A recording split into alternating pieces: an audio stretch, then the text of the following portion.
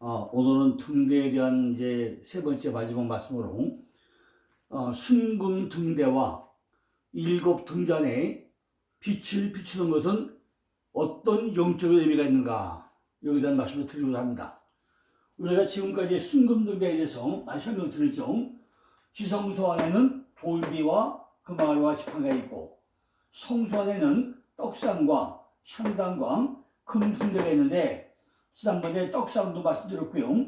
오늘 금등대의 마지막 날로 하는데, 금등대는 성령이고 구름기둥과 불기둥에 대한 말씀이고, 이렇게 밑에 받침이 있고 가운데 기둥이 있어가지고 이것이 양쪽으로 3개씩 가지가 6개가 뻗어가지고 살구 모양이 3개씩 6개, 18개, 받침대에 4개, 22개에 있다는 살구 모양. 그리고 등잔에 불빛 비친 것이 이렇게 7개. 그러니까 22개에 7개가 나오면 이게 29개죠. 29개를 했죠. 29개를 만드는데, 금 한 달란트, 약 34kg 가지고 전부 다 망치로 두드려서 누가 부살레와 오월레이 만들었다고 했습니다.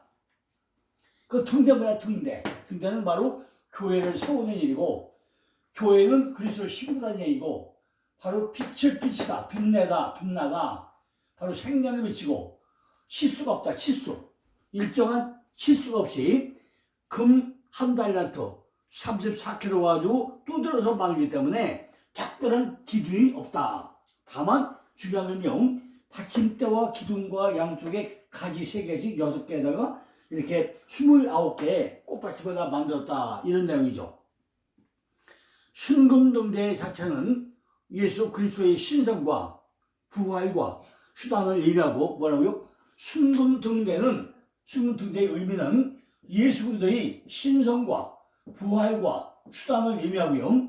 7 등잔의 빛은 성령의 사역을 의미하고, 7 금등대의 등잔불은 뭐죠?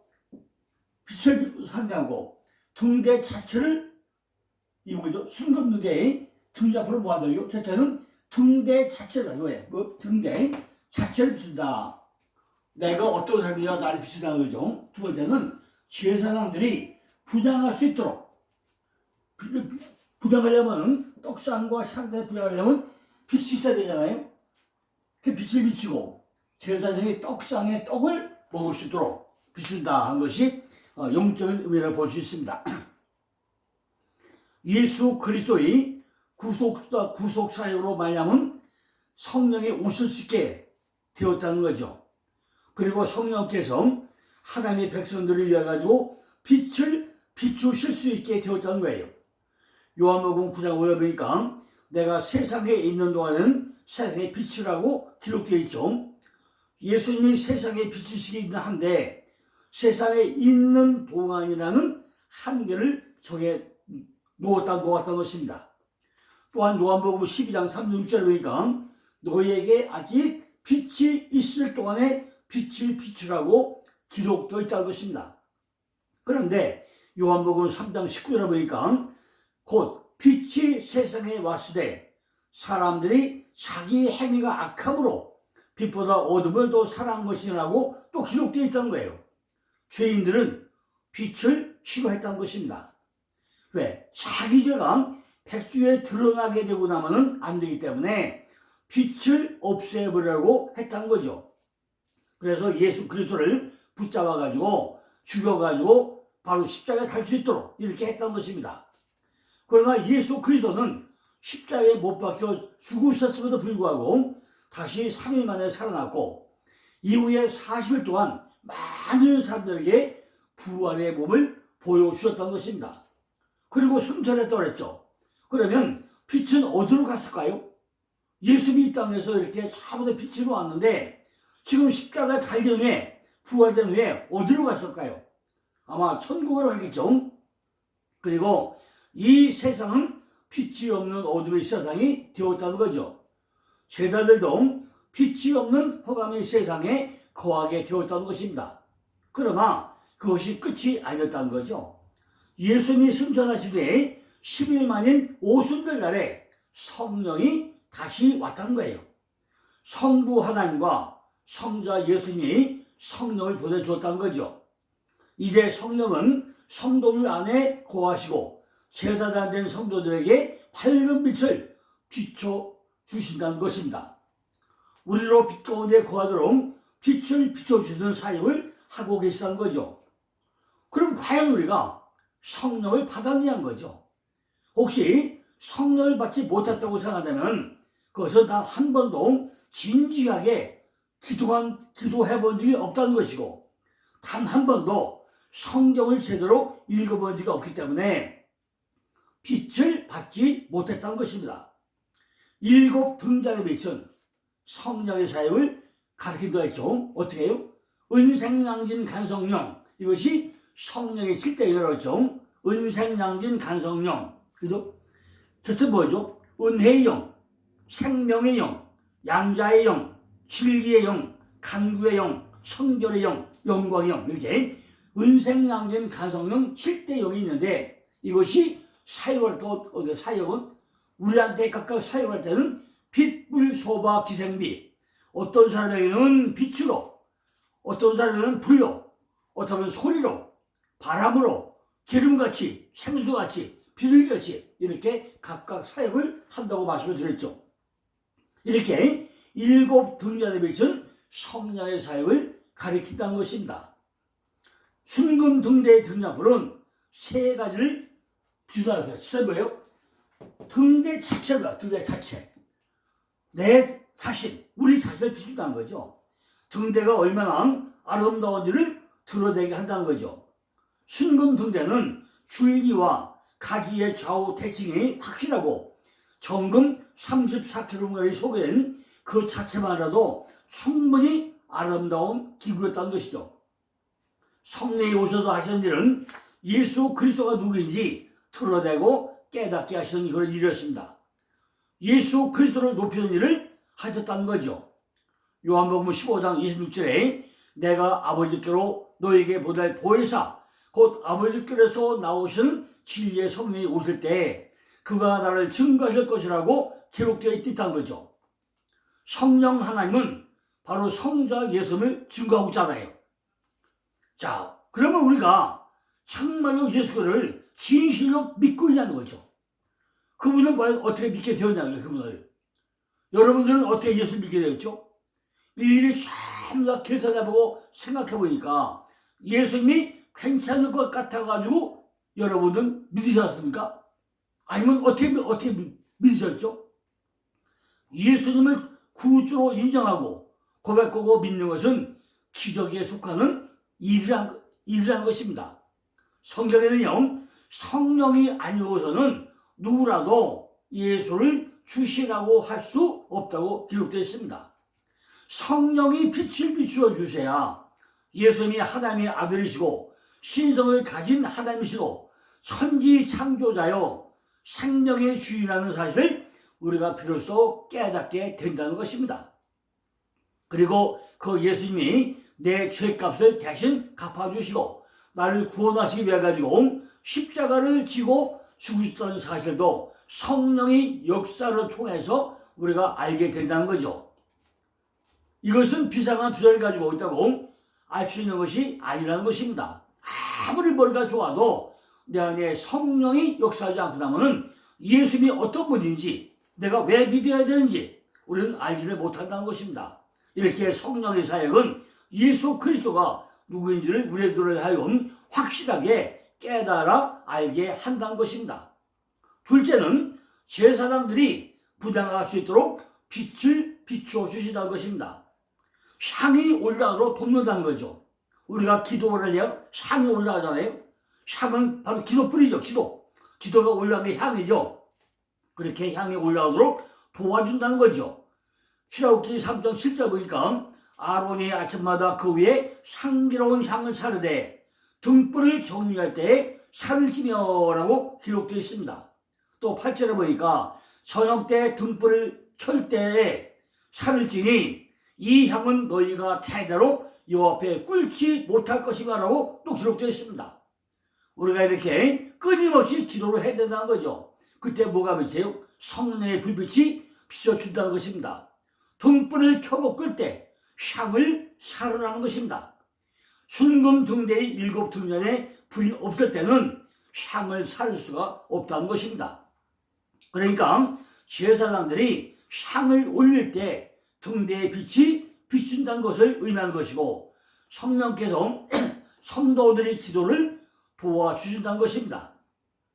로마서 8장 26절에 보니까 이와 같이 성령도 우리의 연약함을 도우시다니 우리가 마땅히 빌 바를 알지 못하나 오직 성령이 말할 수 없는 탄식으로 우리를 위하여 친히 간구하시라고 그랬죠. 기도는요, 문학을 전공한 교수라고 해서 기도를 잘하는 게 아니라는 것입니다. 참된 기도는 초등학교를 졸업하지 못했다고 할지라도 성령의 불을 받은 사람들이라면 누군지 할 수 있는 것이 기도라는 것입니다. 하나님이 연락하시는 기도를 우리가 잘 할 줄 알아야 한다는 거죠. 이는 모두 성령이 도와주시기 때문이라는 것입니다. 세 번째는 제자들이 떡상에 떡을 먹을 수 있도록, 안식일마다 떡을 먹을 수 있도록 빛을 비춰 주신다는 것입니다. 이것은 성도들이 하나님의 말씀을 읽을 때 의미를 깨닫게 하시고 성경을 읽는 재미를 붙이도록 해주시고 이걸 먹을 만한 떡이라는 사실을 우리에게 깨닫게 하시는 것도 성령의 역사라는 것입니다. 이것이 바로 성령의 조명이라고 우리는 설명할 수 있습니다. 성경은 법전과 같지 않고 소설과도 같은 것이 아닙니다. 소설은 한 번만 읽으면 내용을 전부 다 알기 때문에 또다시 읽을 필요가 없죠. 그러나 성경은 절대 그렇지 않다는 것입니다. 한 번 읽어서는 잘 깨닫지 못하는 것입니다.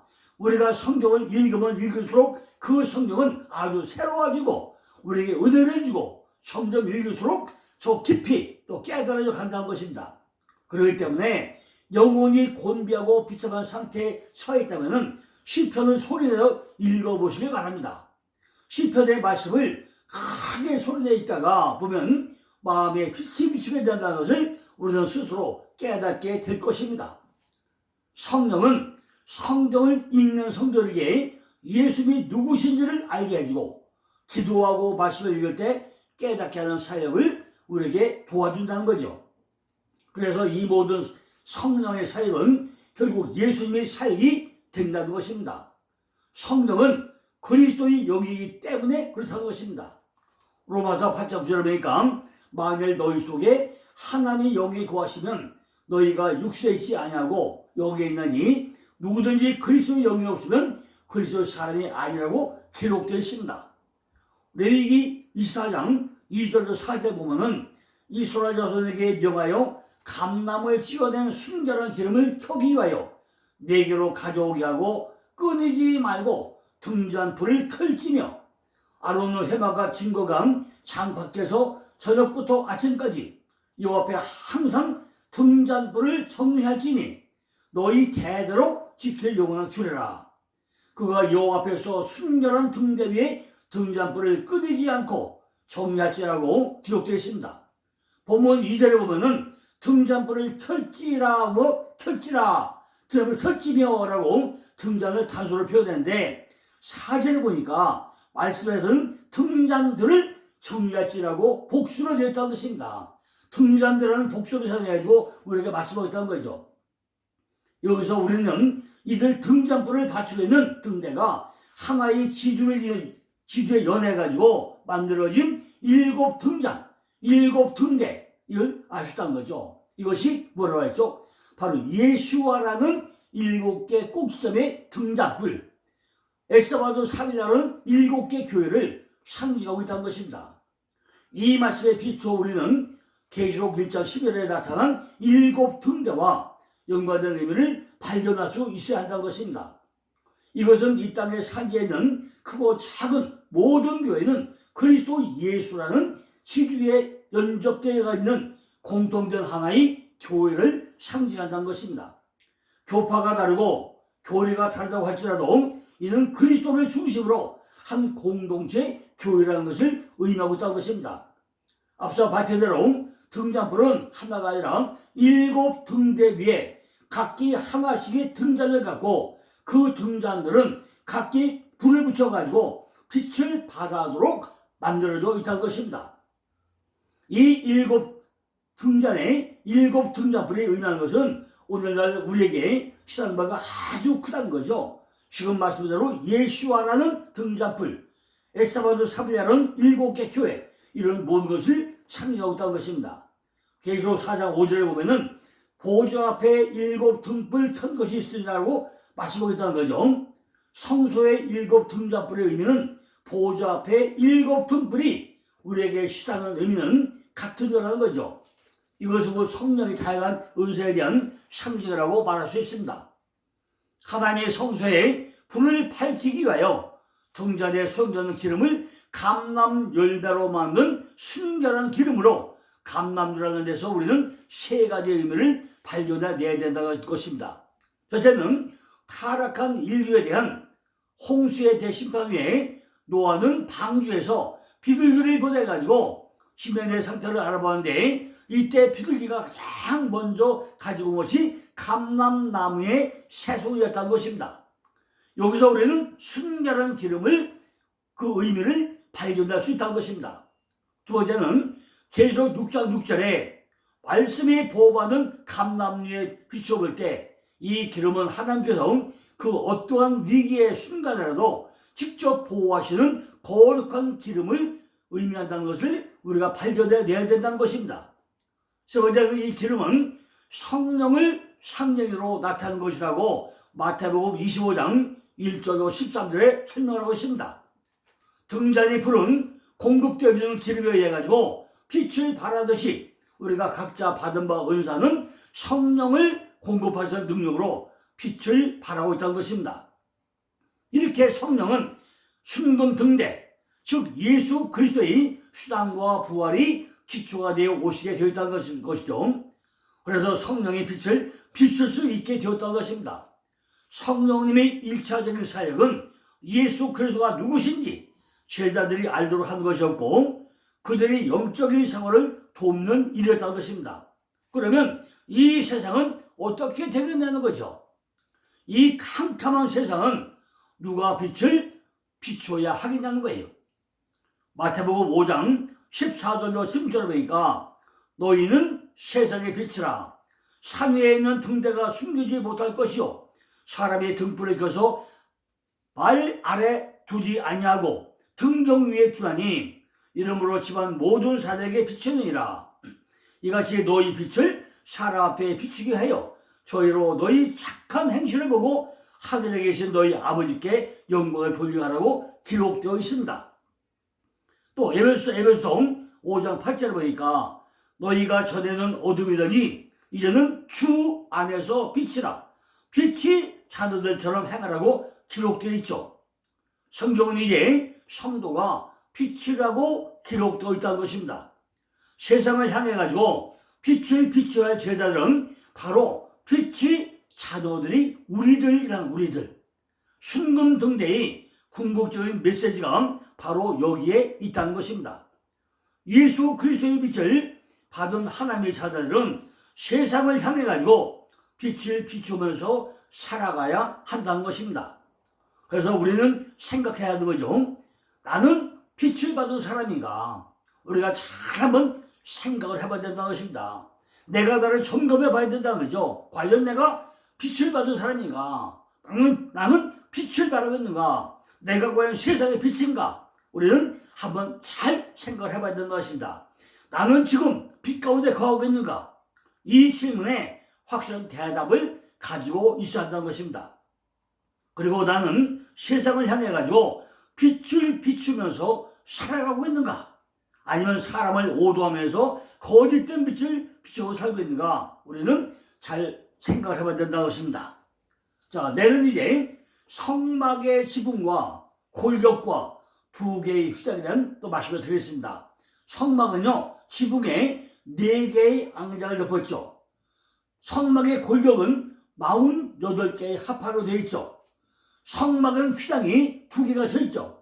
여기 대해서 내일 이제 성막의 지붕과 골격과 2개의 휘장에 대한 말씀을 또 드리겠습니다. 감사합니다.